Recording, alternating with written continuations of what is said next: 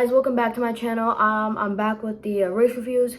Today we're going to be discussing everything that went down in the inaugural NASCAR Cup Series race on the Indianapolis road course.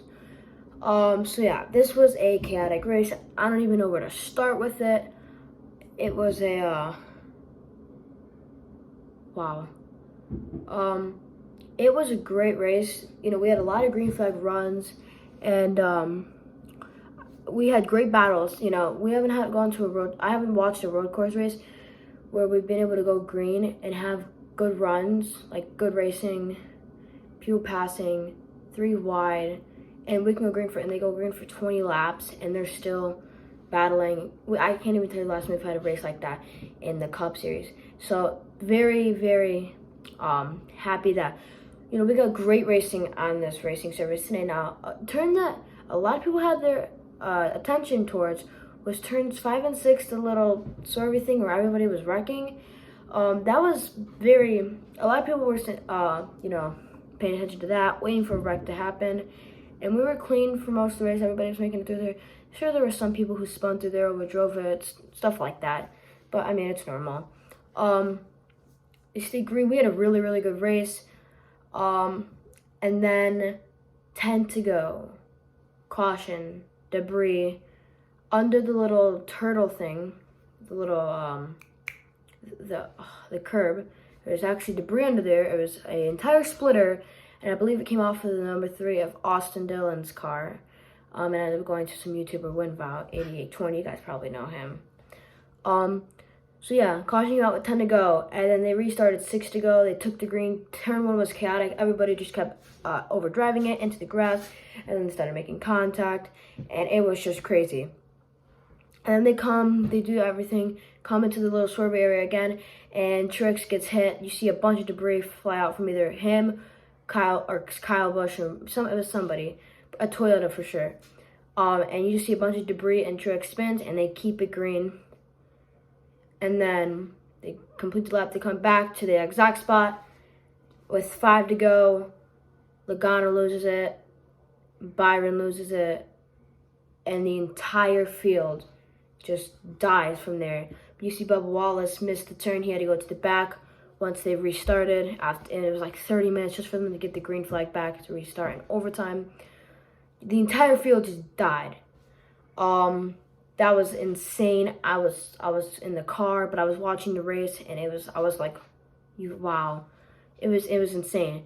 And then they had to put the red flag out, clean it up, which took them like 30 minutes to do. And then they paced for like 10 laps. Took the green again. Down into turn 1 they go. Same thing happened. And then they come back. They come to the swerve area again. And I'm trying to think what happened.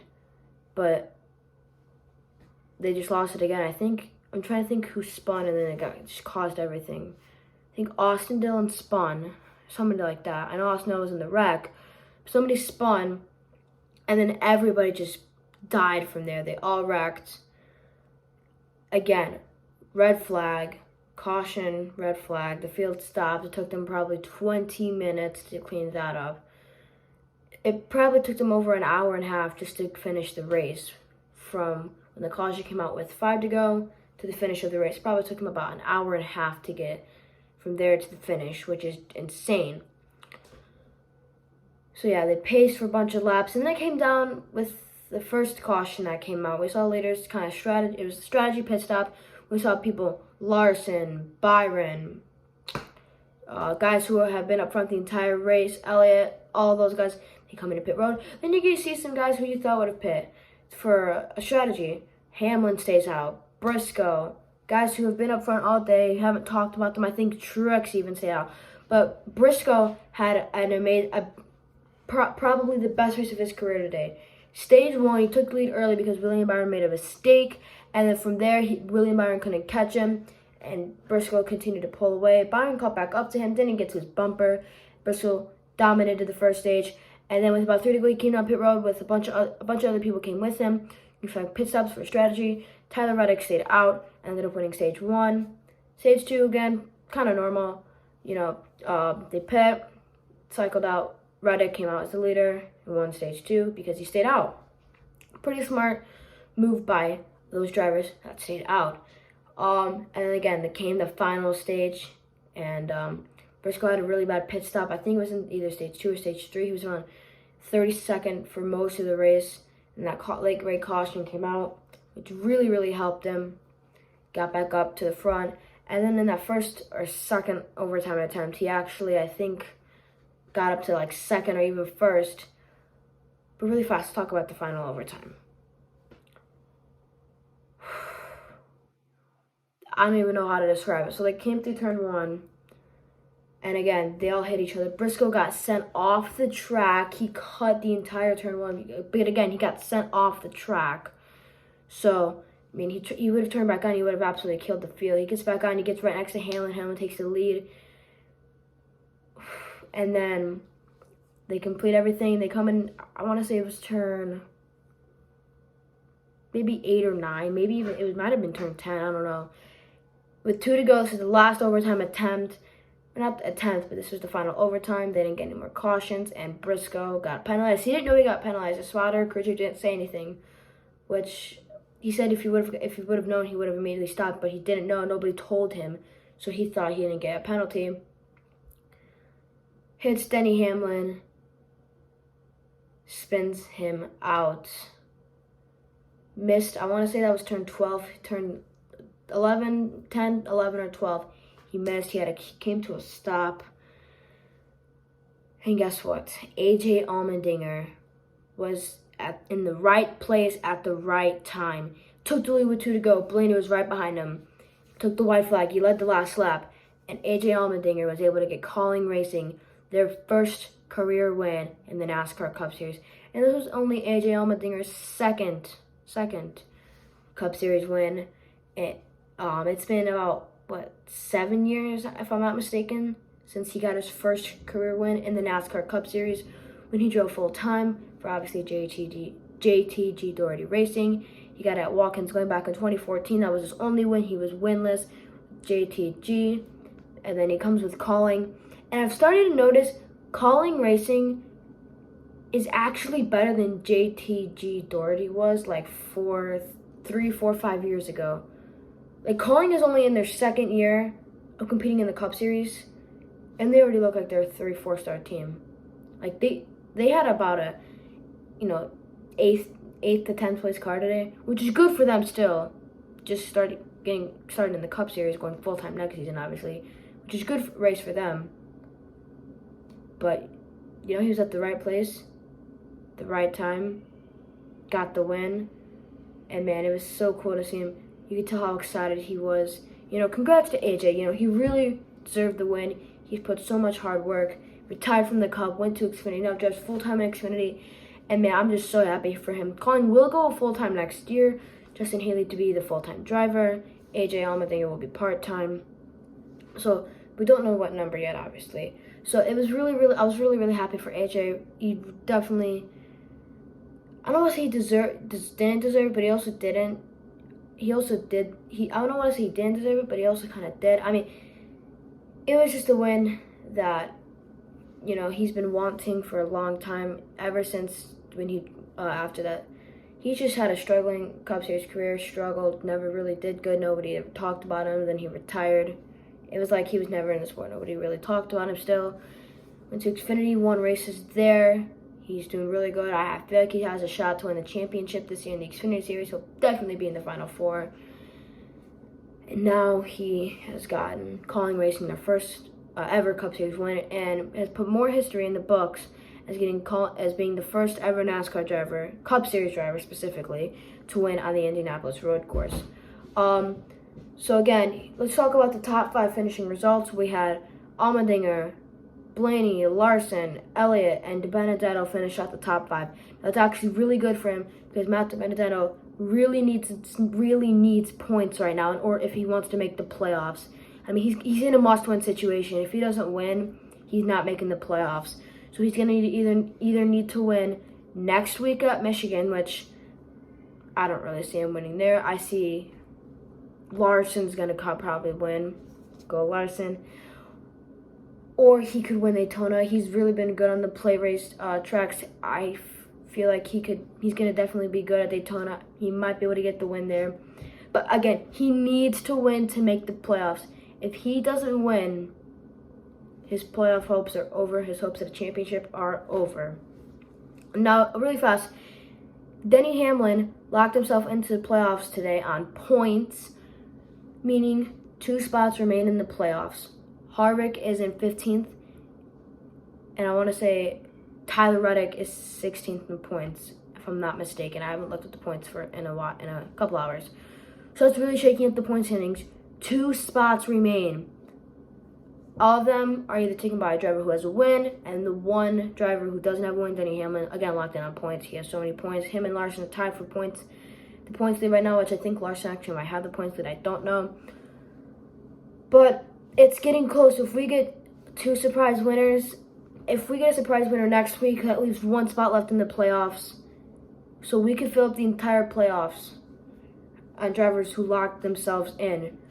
So this is going to be the next 2 races before the playoffs are going to get very good. Very, very, very excited to see what these next 2 races are going to bring. Now, a lot of drivers are really, really mad at NASCAR for everything. I mean, the freaking curb in turn 5 and 6 broke. They're really mad about that, which actually caused the crash in the second overtime attempt because nobody could see where they're going. But Wallace went off track, and then they all just died from there. I mean, you could hear in Austin Dillon's interview, he was very, very frustrated. I mean, he said, quote, "I already missed the oval." So you can clearly tell that he's not the only driver who wants to go back to the oval. You know, the road course race today was a really good race. I liked it. Good racing the entire time. With about 10 to 15 to go, you knew Larson was pulling away. He was probably just going to coast the win in that caution route, which really made it interesting. But Austin Dillon, you know, he said he's already missing the oval. NASCAR needs to start listening to the drivers. They need to go back to the oval. Here's why. It was a really, really good race today. But racing on the road course, in my opinion, it's just a little too dangerous. They were having some pretty bad crashes. When Austin Dillon's window net didn't go down when he got in that really bad crash, I didn't think he was okay. I mean, they took some really hard hits. Turns 5 and 6 is just really sketchy for them. The restarts are just, it's not safe for them and safe for the drivers. For as good as the racing was, it's just not meant for the Cup Series. Xfinity races are good. Yeah, there's wrecks, but they're not like the Cup Series where a lot of drivers are getting involved. Xfinity, I wouldn't mind if they stay on the road course. It just provides good racing. But the Cup Series, they need to go back. And I know what you guys are going to think. You're just going to send me pictures on Discord or whatever, or Instagram, of crashes from Indianapolis. Yeah, but most of the time at Indianapolis, they're just doing green flag laps. You have good racing. A lot of people didn't like the oval. But yeah, the oval is dangerous, but for the most of the race, they're just single file. They're just not single file, but they're spread out, lapped cars, they're racing. We're having good battles for the lead. Good battles, 20th on back, 15th. Good battles, because I went to the breakout in 2019, so I know that there's good battles there. But the road course, it's just sketchy for them, man. The turn 5 and 6, that thing right there, it broke. The thing broke.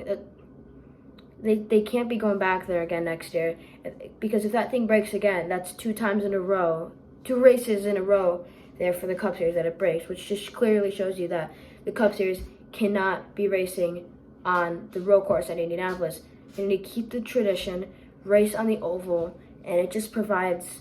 The racing was outstanding. I haven't seen racing that good in Indianapolis in a really long time, but yes, there's violent crashes on the oval. There's going to be, but there's also going to be violent crashes on the road course. And for this to be the first ever race, and we're getting crashes like this already, what do you think is going to come in the future?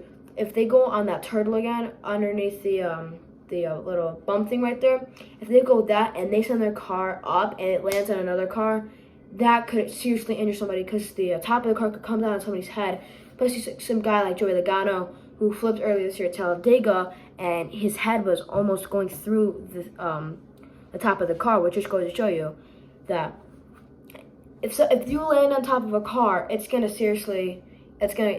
get hurt, or somebody could go over the turtle, and as they land, they flip over and get seriously injured.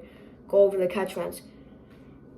Man, let me know what you guys think down in the comments below. Should the Cup Series stay on the road course? Try one more year, just see how it is. Or should they go back to the oval and listen to the drivers? NASCAR needs to listen to the drivers because they're putting these drivers in danger at some of these tracks. Like, drivers are flipping. Like Kansas last year, when Priest got on his side, like, and Anthony Alfredo flipped in the October Xfinity race, like, and I'm saying that they need to stop racing at Kansas. Kansas is a great track.